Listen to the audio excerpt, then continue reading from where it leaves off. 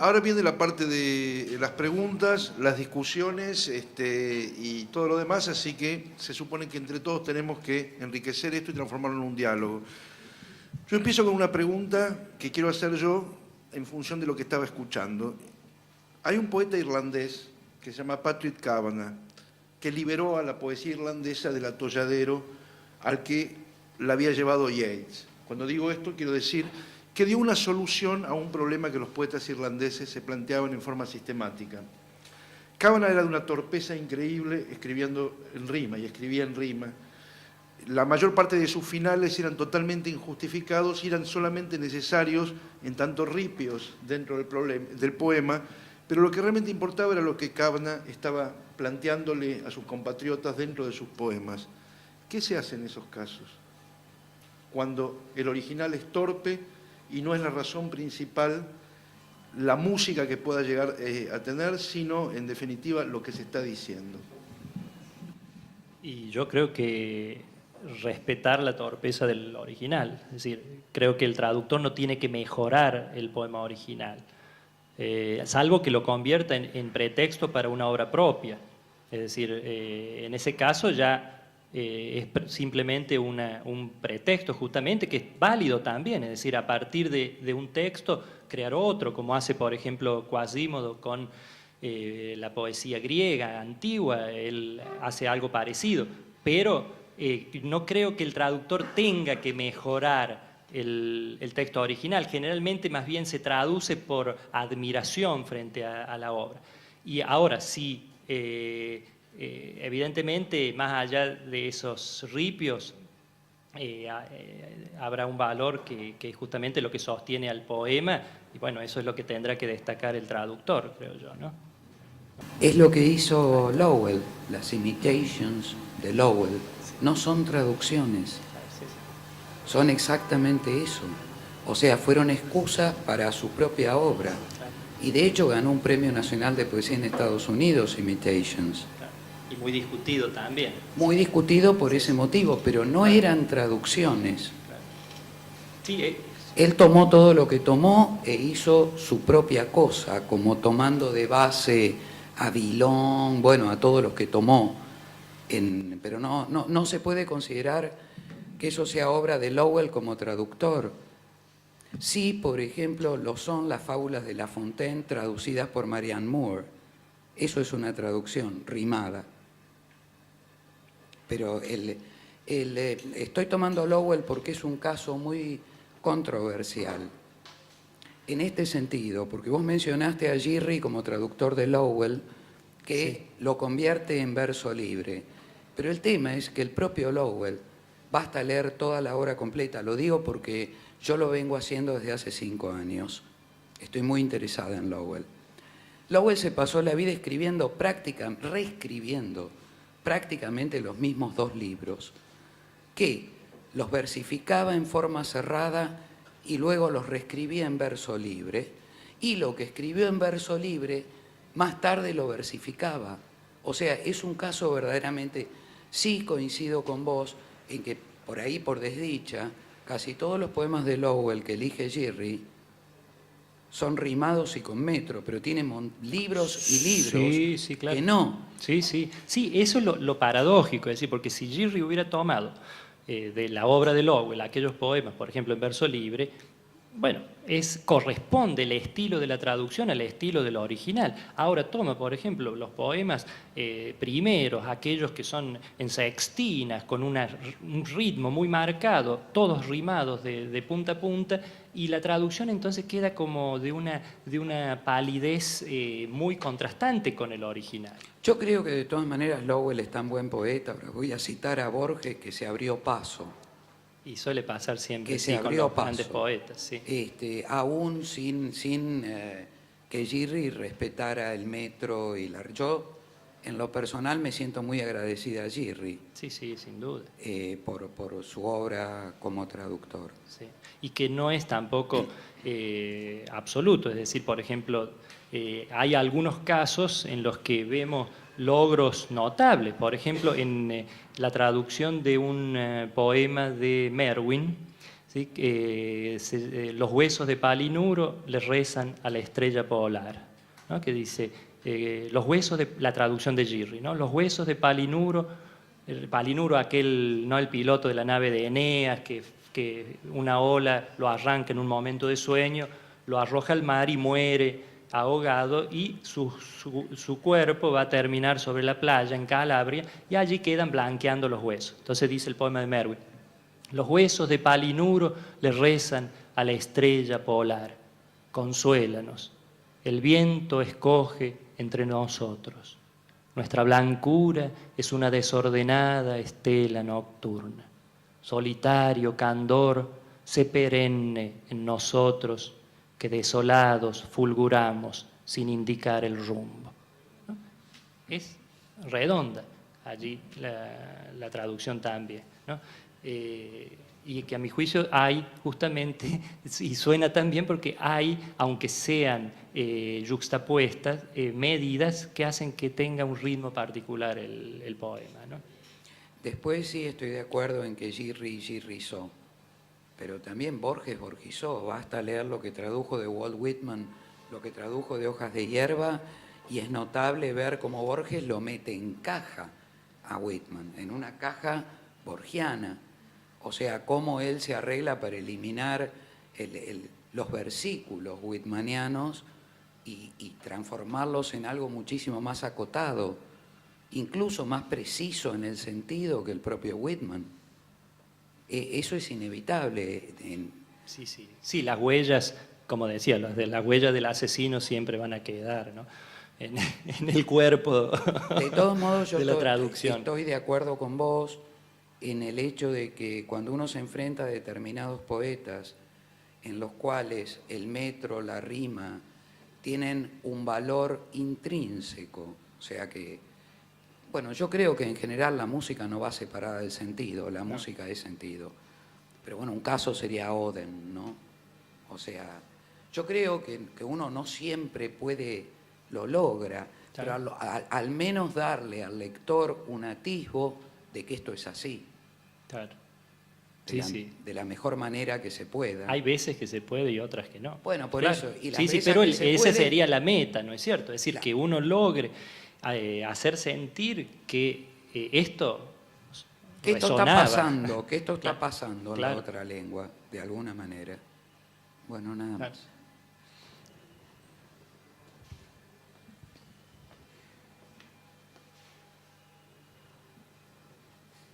Escuchamos ofertas.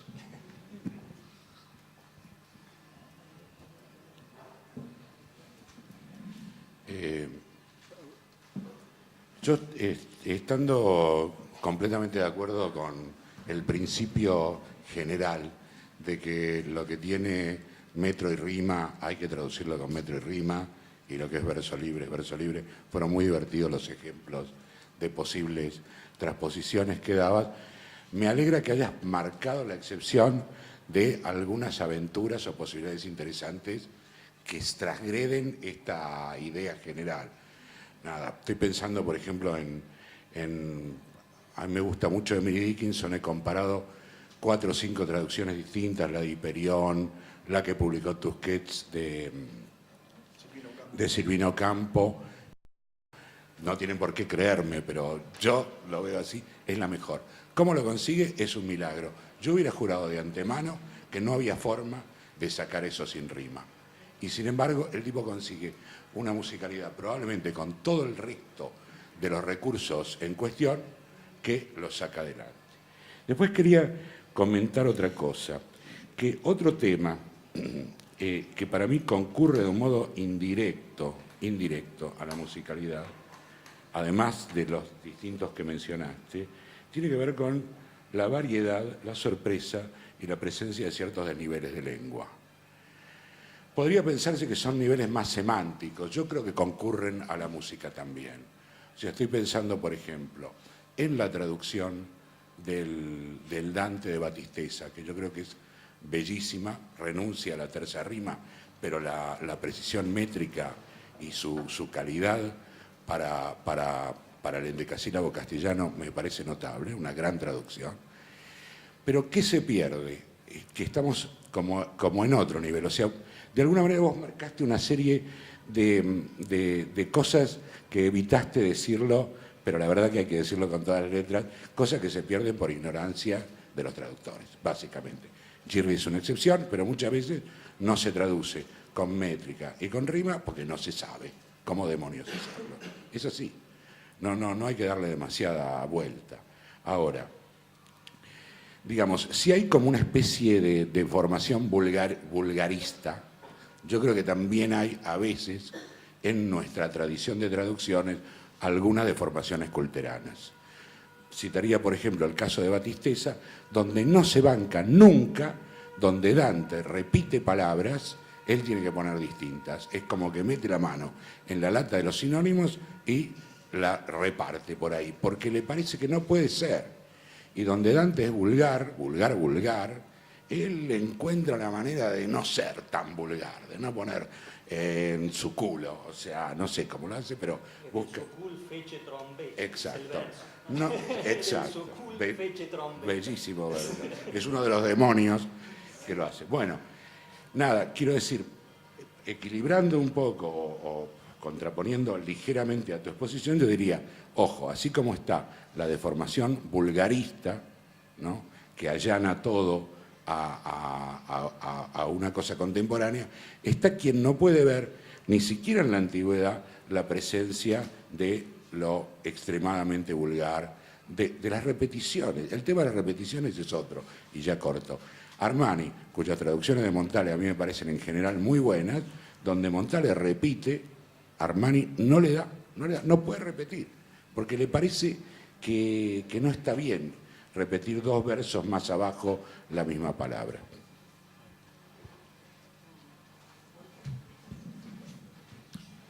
El joven...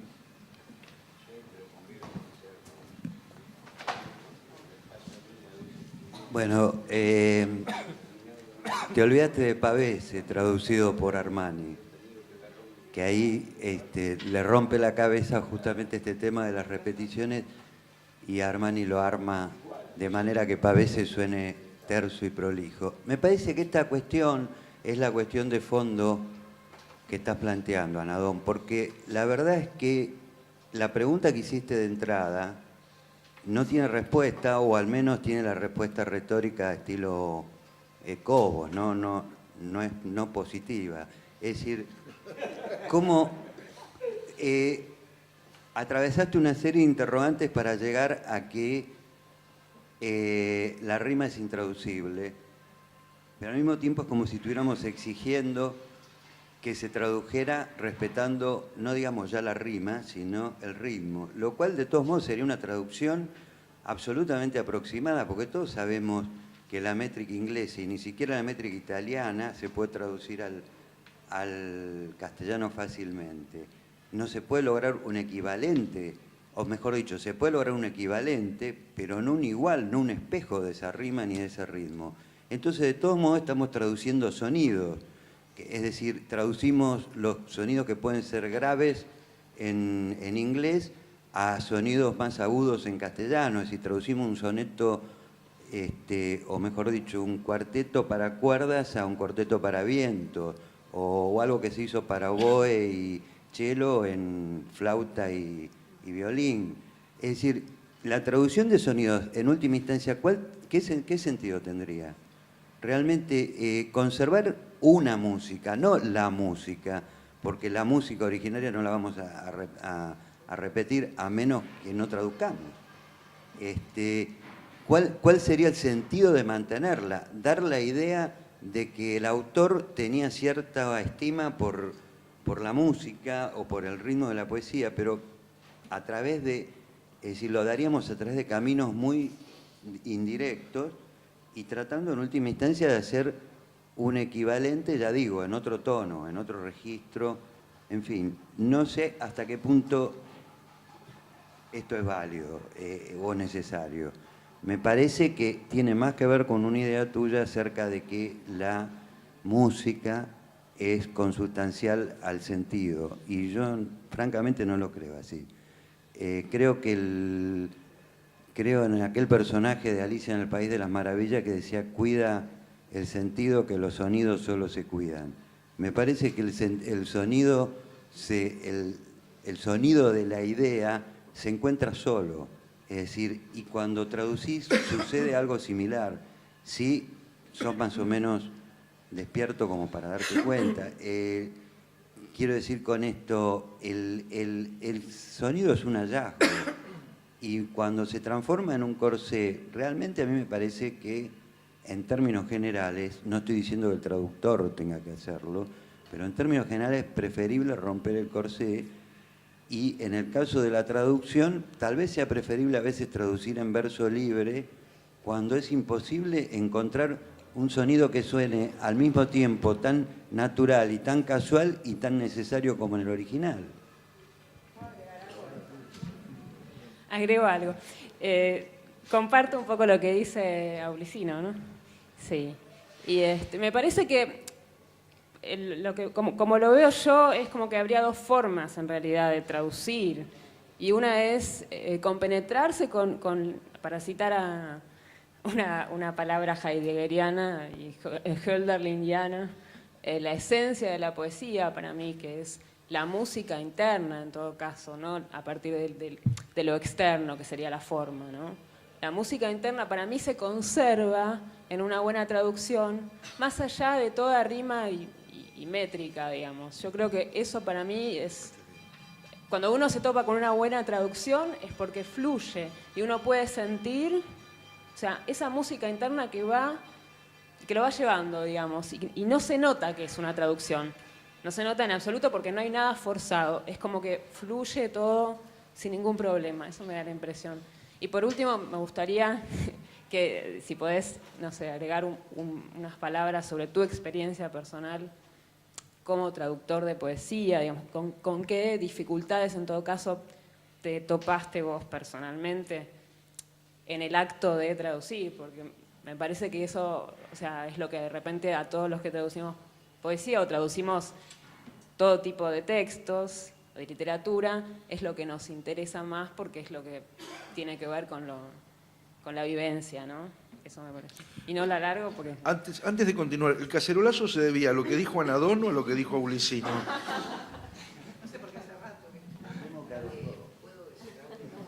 Mirta, vos también tuviste que ver con el cacerolazo. Yo lo que quiero decirte a vos, ¿qué tiene de malo que se note que es una traducción? ¿Sabés por qué? Porque a mí me parece bien que se note que es una traducción. Esto es una postura que tiene que ver con uno de los problemas que planteó él, que es que ¿qué se hace? ¿Se familiariza o se permite el extrañamiento de lo otro? Que yo estoy por eso. Sí, sí. No me parece mal que se note que es una traducción. Y que además se note o no se note, se sabe de antemano. Entonces, el conocimiento precede al... Perdón, voy a repetir, que te podés sumergir, dijiste. Pero no importa, en algo que es una traducción también te podés sumergir. Porque de todas maneras no te vas a sumergir. Quiero decir, por ejemplo, yo traduje Shakespeare con Daniel Samoilovich. Nadie que viva en la Argentina en el siglo XXI se puede sumergir. Es más, ni un inglés que viva en Inglaterra en el siglo XX se puede sumergir, porque él también está leyendo una traducción del inglés isabelino al inglés del siglo XX, con algunas extrañezas. Pero a mí me parece perfecto que una traducción sea una traducción. Y a mí me enorgullece mucho eso. Esto no quiere decir que esté mal, ni que te produzca tropiezos en la lectura, ni nada, pero de hecho es una traducción. Eso era lo que quería decir. Bueno, se han juntado varias cuestiones. No, me parece buenísima la polémica. O sea, Sí, ¿no? Y les agradezco las observaciones.